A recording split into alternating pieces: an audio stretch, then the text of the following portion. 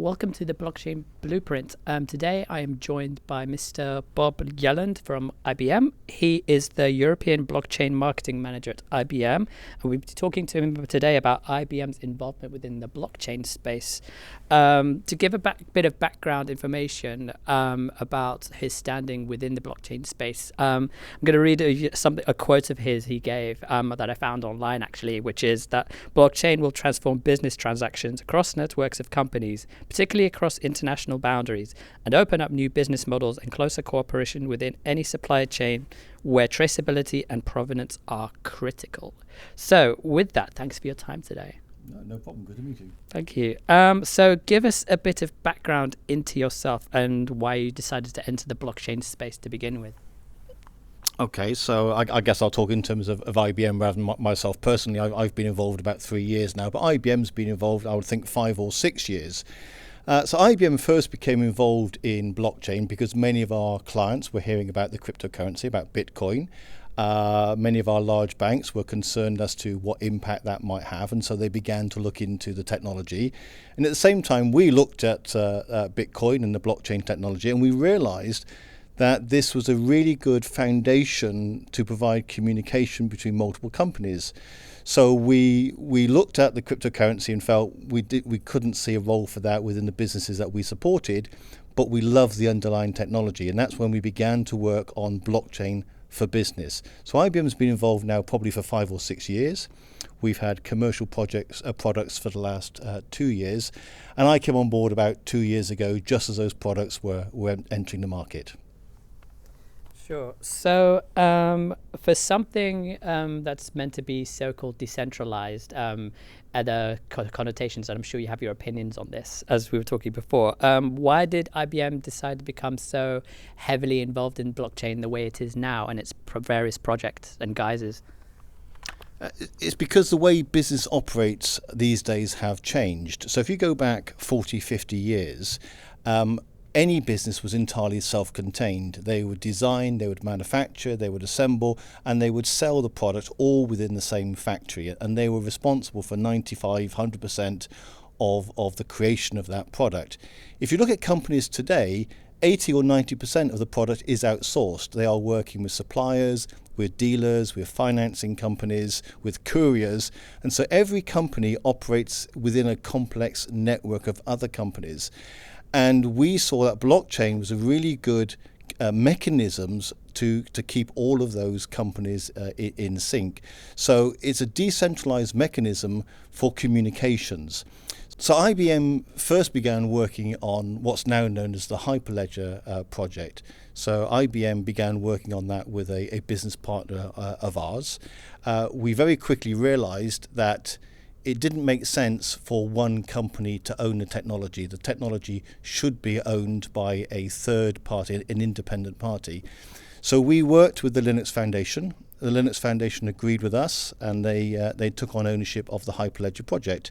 So that project has now spawned probably 10, 12 sub-projects, of which the piece that we contributed is just one small piece. So Hyperledger is now a portfolio of products, all of which are delivering blockchain solutions for different types of clients.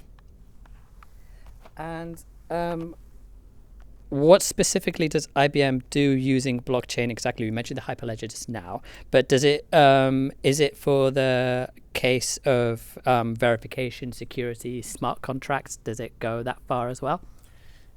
Yes, so we will do pretty much everything that a client will require. So we deliver consultancy, so we will help to design a blockchain for a client. So the very first stage is we will sit down with a company, we understand their business processes, and more importantly, we understand all of the partners in their network. That's very important with a blockchain, is we have this saying that a blockchain is a team sport. You cannot design it around a single client. So we begin with a client in the room with some of their key partners. We will whiteboard the business process, so we understand what are all the interactions between those companies and which need to be written to the blockchain, which transactions cause concern or confusion. What you find these days is that many companies they waste time, they waste money tracing transactions between each other. What happened to that order? Why have I received more or less than I thought I put an order in for? Have you billed me the correct amount? So a lot of companies, they lose a lot of time in contacting their partner network to resolve issues or to reconcile orders. So we map out the business process to understand all of those transactions between the partners, and we convert those into smart contracts. And the smart contracts then write the data to the ledgers. So IBM, we make our money from the services in terms of designing the blockchain, and we can also host a blockchain. So if you said to me, Bob, thank you for building the blockchain, we would now like 12 copies of the ledger, and we'd like it in these countries, then that's something that IBM can do. So for you personally, from your perspective, just how much will blockchain technology change business practice, or have you begun to see that already? I believe blockchain is the next major disruptor that we are seeing within IT. So blockchain is the first technology that we've had which allows multiple companies to pull together and reduce risk and increase visibility of transactions. And so that begins to save money, begins to save time, and it also opens up new business models. If we've got more visibility into the supply chain or the transactions between us, we now know that we can be more effective at delivering things to market of a higher quality. And so I certainly believe that blockchain will fundamentally change the way whole industries will work in the near future by redefining those interactions between all of those networks of companies. And how does IBM as a company benefit from using blockchain? Internally? Yeah. So we do use blockchain internally. So one major part of IBM is our global financing arm. So we provide loans to our business partners, and those loans help to those business partners to deliver services or to acquire hardware to deliver then projects to their clients. But like in any business, once you loan money to a partner, you've got to you've got to keep an eye on what money's been loaned for what purpose and what's been paid back, and has the equipment that was promised to be bought actually been purchased. And that always resolved in lots of disputes between IBM and the partners, because occasionally you weren't quite sure the money had been spent on the right partner for the right purpose. We are using blockchain to give us visibility into where the money is going and how it's being deployed. So that has freed up many millions of dollars of funds that previously were delayed or were postponed, because we weren't quite sure where the money was being applied. So we are beginning to use blockchain ourselves. And so blockchain is there's nothing magic about the technology. A lot of clients come to us and say we'd like to do a blockchain project, and that is never the best place to start. The best place to start is always, where is there a dispute today? Where are there issues today in reconciliation between you and some of your partners, whether they be dealers or suppliers or couriers? Where is that contention today? Where is that mistrust perhaps between some of those partners that's causing you problems? When you identify those areas, those are the areas ideal for blockchain, because blockchain gives you the visibility to reduce some of those barriers of trade. How can startup businesses that work in software, for instance, that want to be the next, aspire to be the next IBM, as it were, benefit from using blockchain technology? So blockchain is brilliant for startups, because this area is rife, for new applications. So at the moment, there are very, very few off-the-shelf blockchain applications. Many of the blockchain projects we work on are bespoke. They are custom built for one client to fix one particular problem. The great thing about blockchain for me is I've not yet met any client in an industry that isn't interested. This has affected public sector, retail, manufacturing, finance, you name it. Every industry has contention problems with their network of suppliers. And this is an area rife for off-the-shelf applications, whereby you can start to reduce that issue. Now, what you need to do is you need to make sure you understand that contention.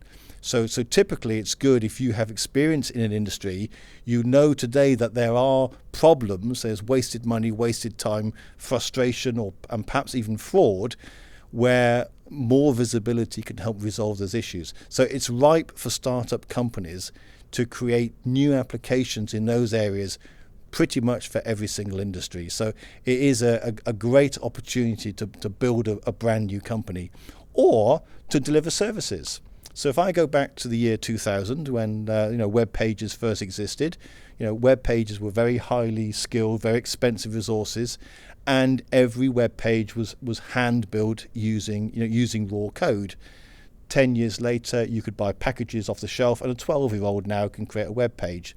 Blockchain is likely to go the same way. At the moment, skills are rare. It's quite difficult to build a blockchain application. These people who can do are highly valued. But there will come a time when there will be packages available, off-the-shelf applications, ready-made productivity tools that will make this easier. And so I think there's a real opportunity for startups to either produce the off-the-shelf applications or build productivity tools to help clients to use the technology. Fantastic. And what advice would you give for people watching this to want to use blockchain in their business? How would you advise them? So people who are not within blockchain themselves, but within any industry. Yeah. My first advice would be don't go after blockchain because it's blockchain. The frustration I have, I think, is everyone sees blockchain as a shiny stone, as a panacea that can fix all problems. It isn't. It's a great piece of technology for fixing the right sort of problems, and the right sort of problems typically are helping multiple companies to communicate.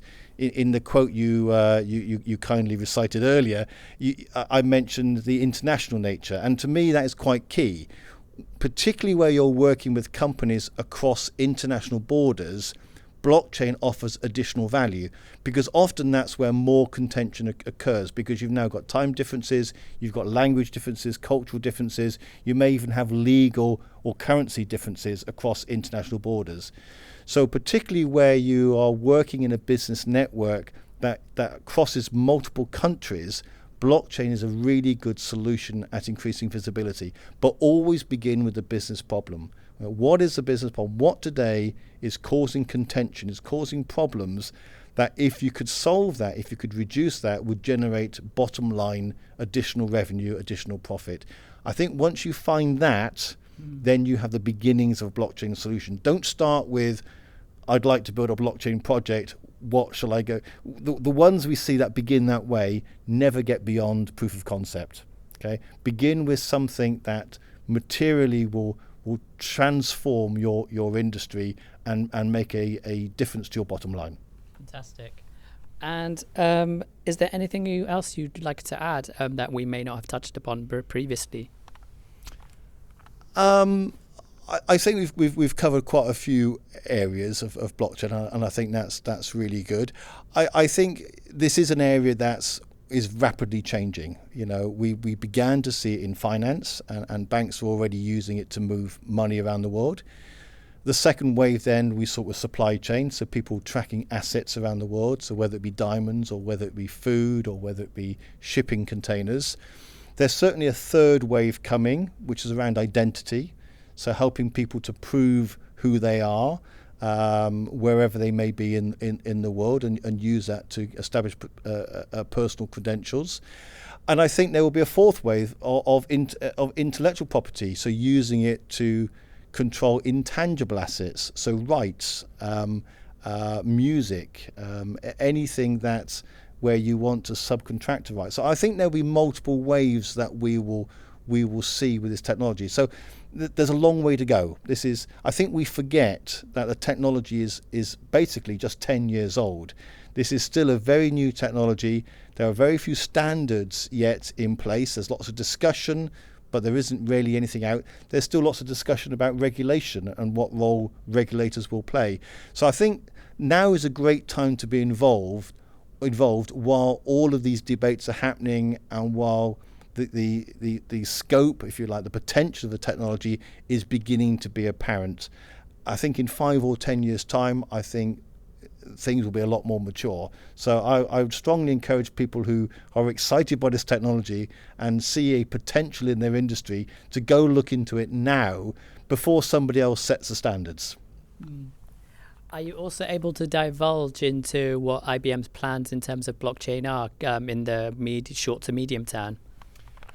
Not in detail, no, but I think I can talk conceptually. I think IBM has now worked on some 500 blockchain projects with clients.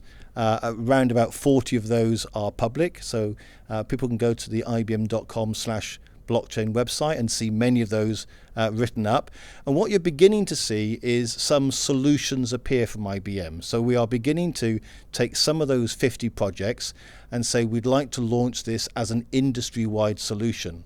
So I've already mentioned food. So food traceability is one solution that we have launched. Literally yesterday, we announced that Carrefour will be part of our food traceability solution. So that's one. We have another a solution called WorldWire. WorldWire helps banks to transfer money around the world with a lot less complexity and a lot faster speed. And TradeLens. So TradeLens is all about doing international trade, about monitoring the movement of goods. So what you're beginning to see from IBM is that we're looking at the projects that we've already undertaken, and we're taking some of those and making them industry-wide offerings. I think you'll see more of that. I'm not going to speculate which ones, but there are many industries that we are looking at, and I think you will see that IBM will begin to grab hold of some of those and promote them as a platform for the whole industry. Fantastic. Thank you so much for your time today. If people want to reach out to you, what's the best way of them getting in touch? Always the best way is LinkedIn. So Bob Yelland on LinkedIn, you will certainly find me there. So please do connect with me or send me a message, and I'll do my best to help. But the IBM.com/blockchain page is a brilliant resource for anybody who wants to find out more about what is possible in their industry. We have pages by industry that give examples. We have our references already mentioned. We have a great book, Blockchain for Dummies. Oh, fantastic. Is that your book? No, sadly not. But it is. If you do need an introduction to blockchain, it is a very good place to start. It's entirely free of charge.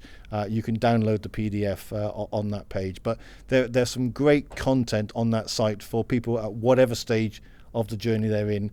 And if people do want help from IBM, there's also pages on the services that we offer. And that's across most industries, I believe.